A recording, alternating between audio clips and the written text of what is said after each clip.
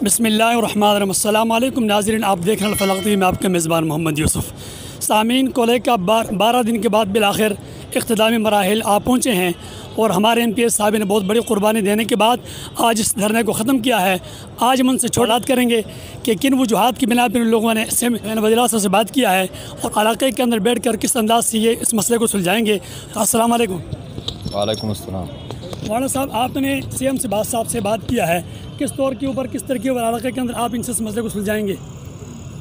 इंशाल्लाह हम 100% पर उम्मीद है कि हम इसको अच्छी तरह से सुलझाएंगे और हमें CM साहब के वादों और इरादों से ये बात लगती है कि वो 100% इस काम को हमारे मंशे के मुताबिक करके दिखाएंगे। तो अब तो क्या लगता है, अपने इलाके उलमाओं के बीच मिलाएंगे या इलाक़ाई तौर पे जो हमारी कमेटियाँ होती है उस तरीके पे किस अंदाज से अब इंशाल्लाह करेंगे इस मामले को?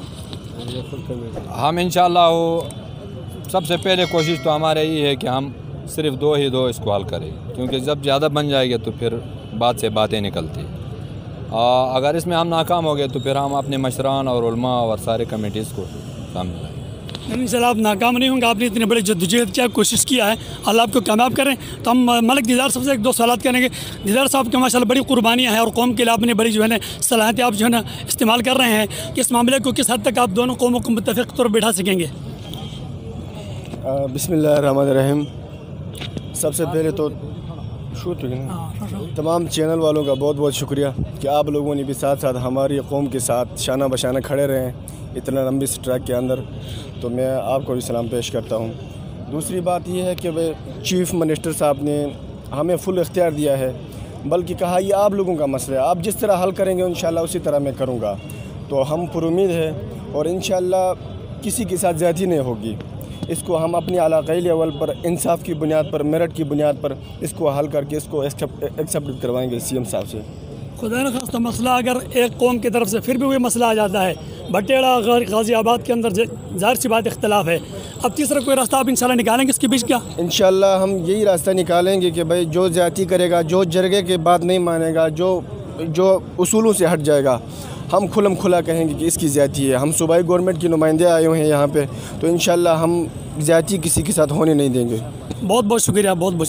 हमारे पास इस वक्त काजी आफ कोले मौजूद हैं, जिनके माशाल्लाह कावशों से पूरी कौम अपने जो है ना तरतीब से चलती रही और कोई ऐसा काम नहीं किया जिससे एक पत्ता और नुकसान हो।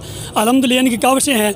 आज हम उनसे पूछते हैं कि माशाल्लाह आपने जो काम किया है और आपको इन अपने कौम पर एतमाद भी है, तो अब मज़ीद अपने कौम का आप क्या कहेंगे? बिस्मिल्लाहिर्रहमानिर्रहीम। हमारे जो MPS हज़रात आकर हमें तसल्ली दी है कि इंशाअल्लाह आप लोगों को आपके हक़ मिल जाएगी। अगर हक़ मिलने में कोई कमी कोताही किसकी तरफ से हो जाए तो हम बता देंगे CM साहब को कि ये ज़ालिम है। और हमारे कौम का मुतालबा भी ये था और मेरा भी मुतालबा ये है कि हमारे साथ इंसाफ किया जाए। अगर इंसाफ शरीयत के एतबार से हो, कानून के एतबार से हो, आइन के एतबार से हो, वो इंसाफ जो लोग न माने तो वो ज़ालिम होंगे। इंशाअल्लाह हम इंसाफ के लिए निकले थे और इंसाफ हमें मिल जाएगी। हमारे MPS दोनों पर हमारे एतमाद है जी।